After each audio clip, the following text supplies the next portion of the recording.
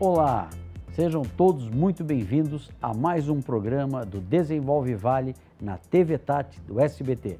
Todos os sábados, às 11h30, estaremos aqui falando sobre o desenvolvimento, falando do crescimento da região metropolitana aqui do Vale do Paraíba, trazendo assuntos e conteúdo de interesse de você, cidadão, que quer que nossa região cada vez mais prospere com desenvolvimento, com geração de emprego, novos desafios para toda a sociedade positivos. E hoje eu trago uma convidada muito especial para falar de um tema importante no relacionamento da nossa sociedade, doutora Antônia Santana, diretora do Fórum Trabalhista de São José dos Campos, juíza diretora.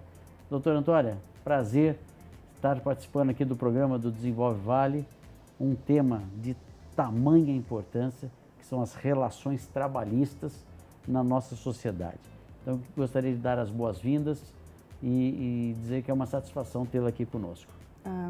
Boa tarde, Kiko. Eu que agradeço o convite e a oportunidade, e é muito importante esclarecer os trabalhadores, os empresários e a sociedade em geral do papel da Justiça do Trabalho, e esclarecer alguns direitos e tirar um pouco do medo que as pessoas têm da Justiça do Trabalho, até pelo folclore, por ser a alegação que nós somos protecionistas, mas a questão é da legislação e não da atividade do juiz em si.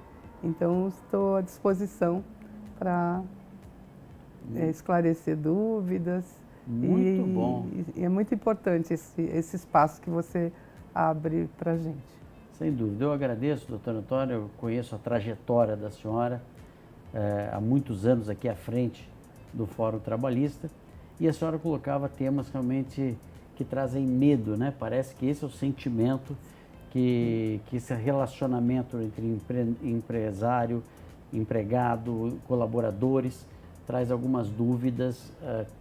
Sempre o empresário acha que a Justiça do Trabalho vai olhar só para o empregador, para o empregado, e o empregado acha que não olha para ele, e fica essa dúvida. Como é que está sendo hoje essa relação? A senhora tem visto que tem melhorado essas dúvidas? Porque a Justiça certamente ela quer ser e trabalha para ser imparcial, né?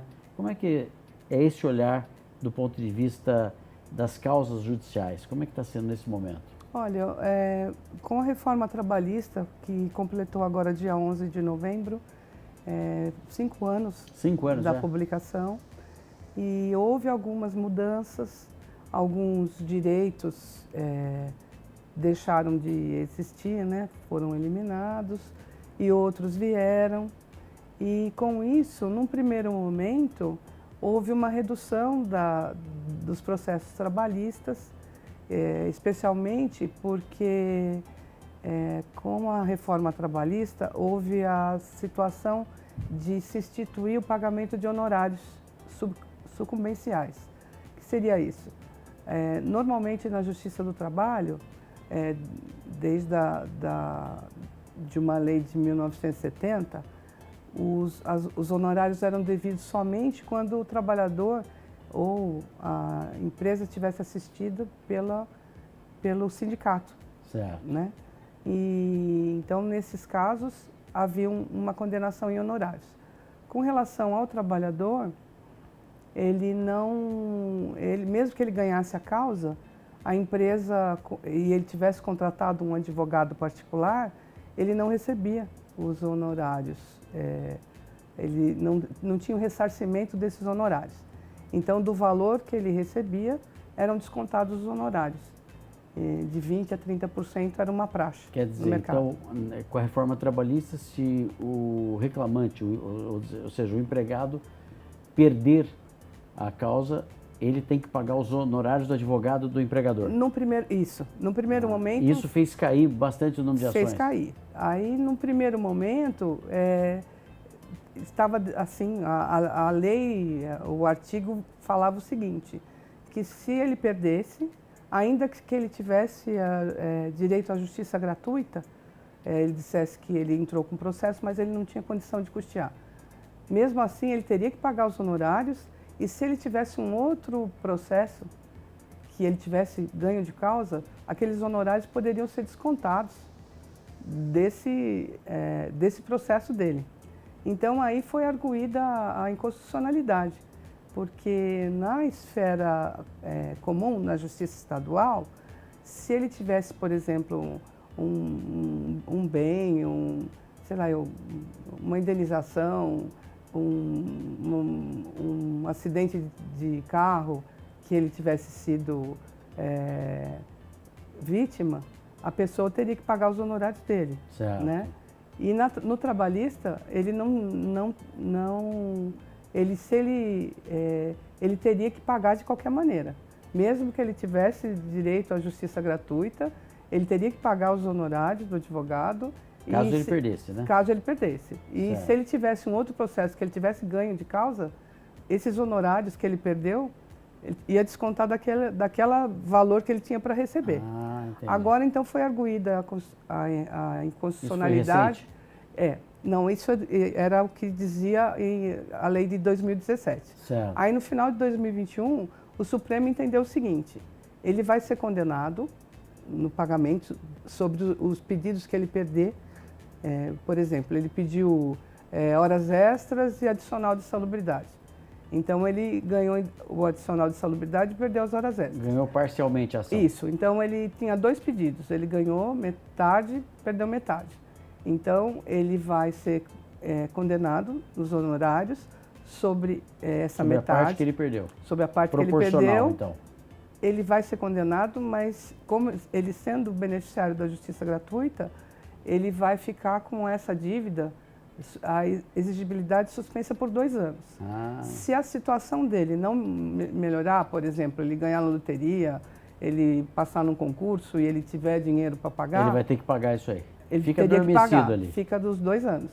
E passado esses 2 anos, se a situação dele não mudar, aí é perdoada a dívida. Perfeitamente. Né? Isso, de uma certa forma, no primeiro momento, além de diminuir, eu acho que atribuiu responsabilidade, tanto para as duas partes, né? Tanto para o trabalhador como para a empresa.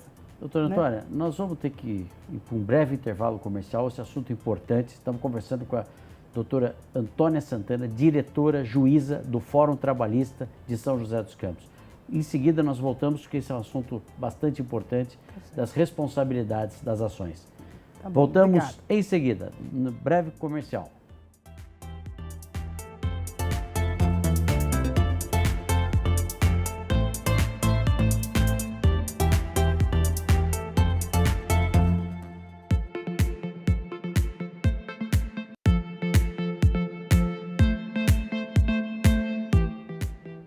Olá, estamos de volta, hoje conversando com a doutora Antônia Santana, juíza diretora do Fórum Trabalhista aqui de São José dos Campos.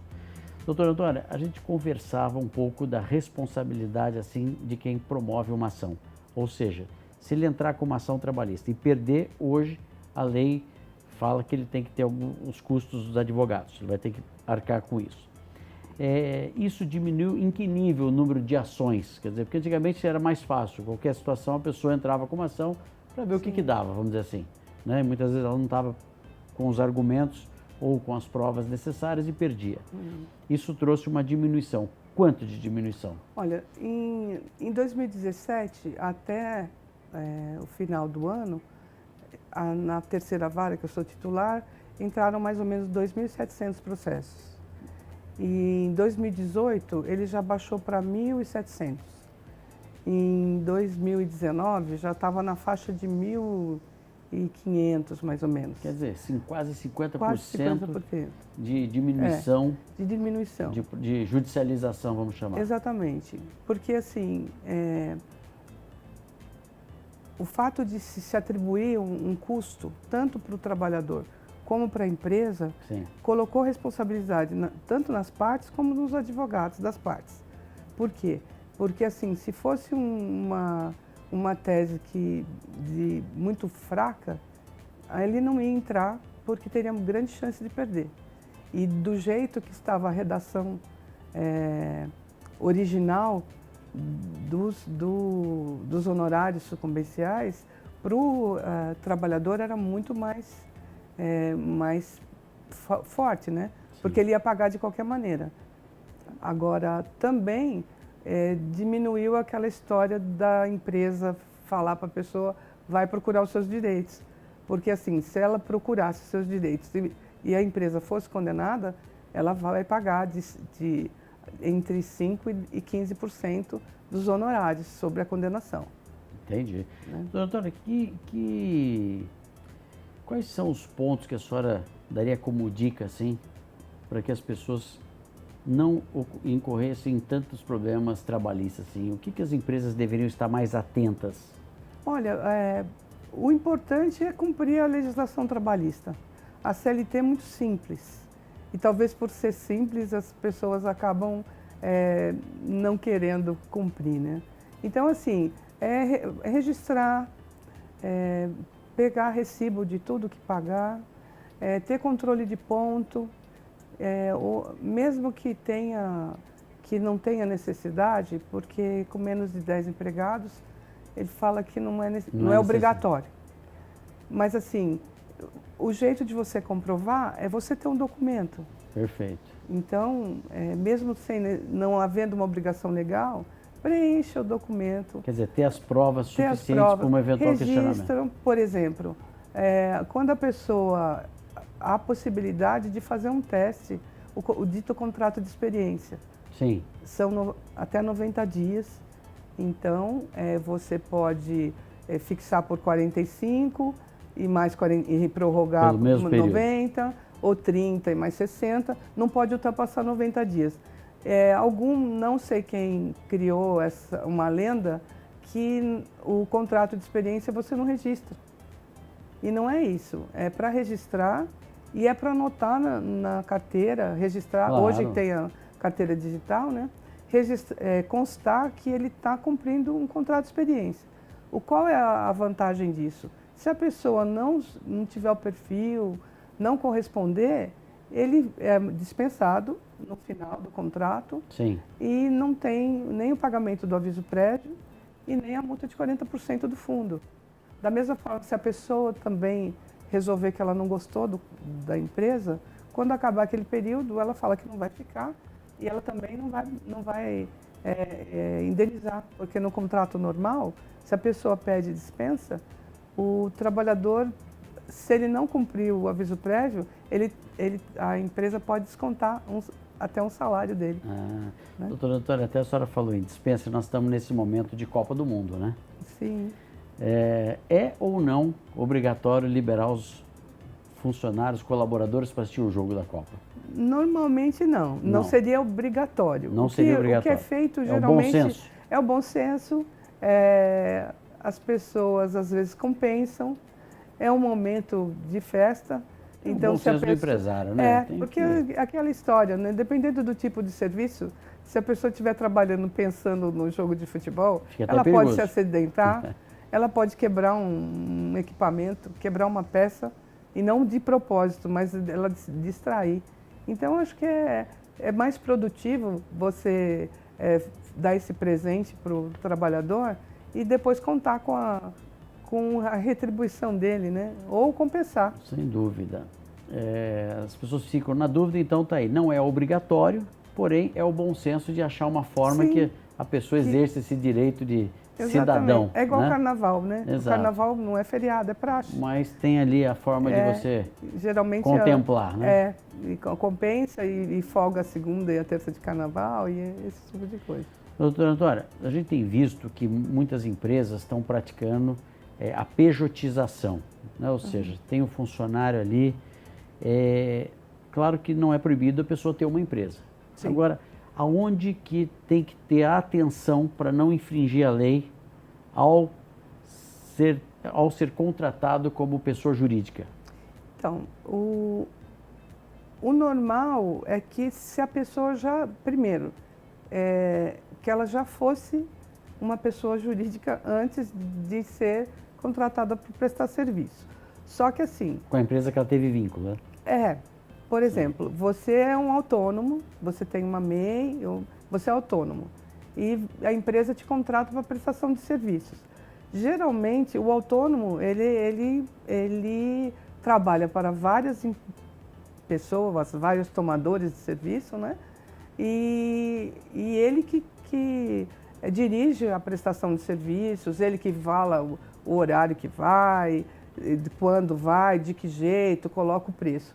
O que tem acontecido é que, na realidade, a pejotização que a gente diz é que ou é uma pessoa que já trabalhava, ele era um empregado da empresa, em determinado momento ele é convidado a se tornar pessoa jurídica, e aí, assim, a prestação de serviço como pessoa jurídica, ela é uma reprodução do que acontecia quando ele era empregado, com a diferença que, geralmente, o que ele está pagando a mais são os impostos que ele vai recolher.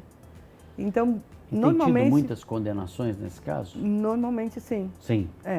Importante, e, geralmente, o que acontece? A empresa, ela contrata o contador, ele passa a partir dali, ele trabalha, se ele dá nota fiscal, são só para essa empresa. Então... Enfim, bom, nós vamos continuar nessa conversa, nós vamos para um breve intervalo comercial e voltamos em seguida.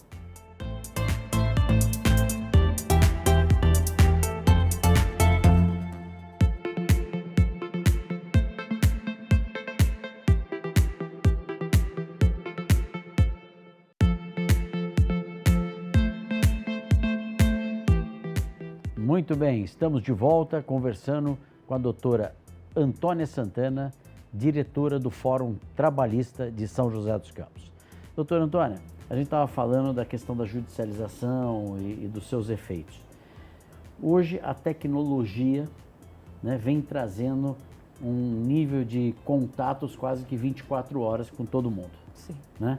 Como é que ficam essas ferramentas como o WhatsApp, esses acessos que fica muito fácil hoje você se conectar do ponto de vista trabalhista? Ou seja, se a empresa manda para o funcionário um WhatsApp relacionado ao trabalho, fora do expediente dele, isso é permitido por lei?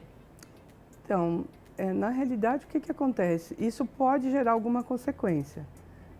Por quê? O fato da pessoa estar no teletrabalho não implica que ela fique à disposição 24 horas por dia. Então, assim, as condições do contrato continuam. É uma jornada de 8 horas e o salário ficou o mesmo. O que seria o correto nesse caso? O correto seria estabelecer ou um sistema de produção ou um horário de trabalho. Por exemplo, a pessoa está trabalhando em casa, então isso teve algumas mudanças, por exemplo. Que a pandemia forçou muito essas mudanças, né? Então, assim, a pessoa precisa trabalhar 8 horas. Só que, assim, por exemplo, a criança tem que ir para a escola. Então, ele vai fazer as 8 horas, dentro do dia, ele faz as 8 horas, mas não necessariamente que ele trabalharia das 8 às 17, com uma hora de intervalo. Certo. Então, ele tem que cumprir a jornada dele, cumprir a tarefa que o empregador combinou com ele. Com relação ao contato, ele deve ser dentro desse horário combinado. Então, assim, olha, eu tenho meu filho, que a minha mulher vai para um horário, eu vou para o outro, então eu vou trabalhar das 8 ao meio-dia e depois eu vou trabalhar das 16 às 20 para compor o horário, por exemplo. Então, o combinado deles é das 8 ao meio-dia e das 16 às 20, a comunicação. E essa flexibilidade foi em função da reforma trabalhista também? Foi em função dessa mudança, né, do teletrabalho. O teletrabalho. Que veio dessa questão da pandemia. Quer dizer, o teletrabalho já existia. Sim. Tinha várias pessoas que trabalhavam. Mas, em razão da pandemia, houve a regulamentação e tudo isso, né? Uma regulamentação específica até para definir. Porque, como a questão da pandemia, alguns empregadores estavam comunicando das 6 da manhã à meia-noite. Então, tem até a questão da pessoa tem direito à desconexão, né? Aonde que o empreendedor acessa essas informações, caso ele tenha dúvida? Tem uma lei específica, Tem uma lei específica do teletrabalho. Do teletrabalho. Então, é sempre bom, Importante ficar atento, né? Eu acho que quem seguir a legislação é bom por isso, né? Ter uma assessoria jurídica é bom, porque às vezes o contador ele é muito bom nessa parte dos impostos, recolhimentos, essas coisas, mas às vezes falta um pouco de conhecimento jurídico. Quer dizer, não é porque está em casa no teletrabalho que é das 6 à meia-noite. Não. Então, nosso objetivo aqui, gente, é sempre trabalhar na prevenção. Hoje o que nós queremos é trazer aqui informações, estamos com a doutora Antônia, justamente porque eu sinto que os empreendedores, doutora Antônia, eles querem cumprir a lei. Sim. Tem dúvidas, né? Sim.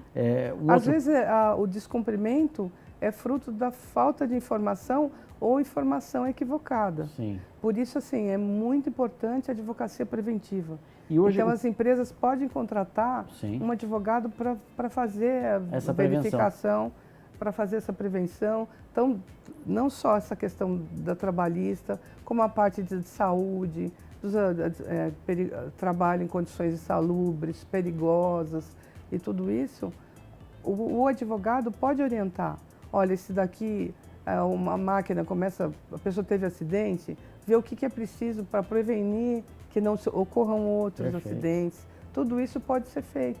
Agora, o que já tem aparecido, assim, porque a pandemia é recente, né? Já tem casos judicializados, então, desse modelo que foi implantado na pandemia? Alguns casos, sim. Basicamente, o que tem tido mais é questões de dispensas mesmo. Porque durante a pandemia houve várias medidas provisórias que foram transformadas em lei, dando oportunidade de suspender o contrato, diminuir o salário, uma série de coisas, né? E algumas empresas já estavam com problemas financeiros, já estavam com dificuldades, com atrasos, falta de pagamento, essas coisas, e dispensaram com base na pandemia. Aí, quando entra e não pagou verba rescisória, uma série de coisas.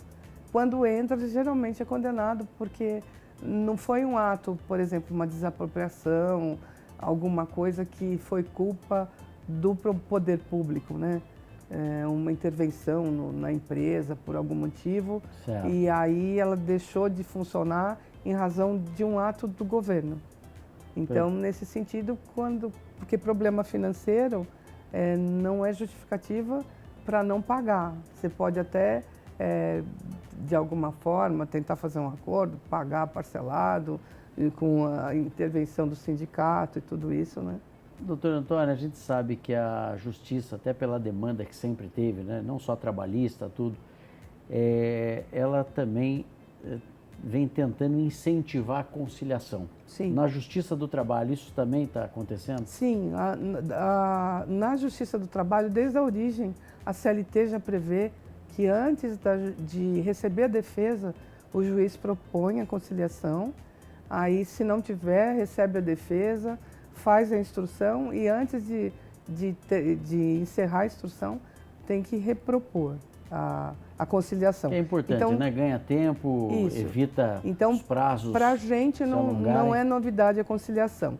A partir do momento que no processo civil colocou como obrigatória a tentativa de conciliação, aí houve um movimento no sentido de que, olha, é boa a conciliação, mas isso sempre foi regra para a gente. Sempre foi. E no momento, hoje até o nosso vice-presidente judicial está aqui no Fórum Trabalhista, ele lançou um projeto que chama Conciliar é Andar de Mãos Dadas. Nesse sentido de incentivar a conciliação Muito bem. E demonstrar as vantagens da conciliação. Doutor Antônio, nosso tempo está acabando, só queria uma dúvida.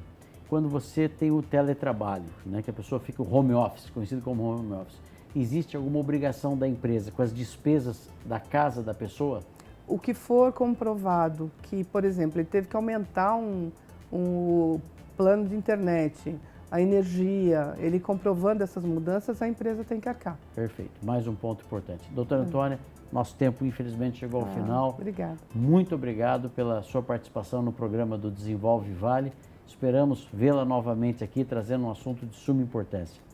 Eu agradeço e quando for preciso eu volto, porque eu também gosto de contribuir e auxiliar, né, informar, porque isso também diminui a quantidade de processos. Perfeito. Porque as partes, estando instruídas, elas resolvem entre si os problemas sem necessidade da intervenção judicial. Esse é o nosso programa de utilidade pública. Que ótimo, obrigada. A você, telespectador, muito obrigado. Mais uma vez, doutora Antônia, muito obrigado. Eu que agradeço. E até o próximo programa, sábado, às 11h30, estaremos aqui novamente. Muito obrigado.